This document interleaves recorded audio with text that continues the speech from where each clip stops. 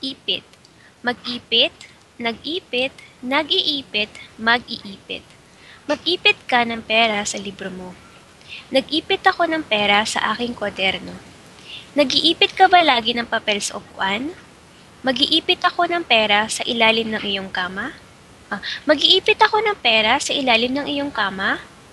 Umipit, umipit, umiipit, iipit. Umipit ka na lang ng pera sa aking libro. Umipit ka na ba ng plastik sa aking bag?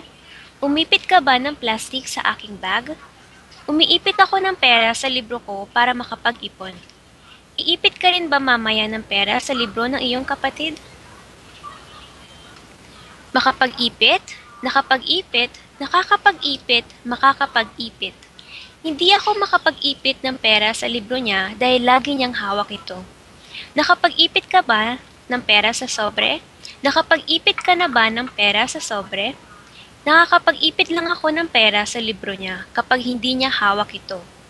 Nakakapag-ipit pa kaya ako ng pera sa libro niya? Ipitan, inipitan, iniipitan, iipitan. Ipitan mo na lang ng 20 piso iyang sobre.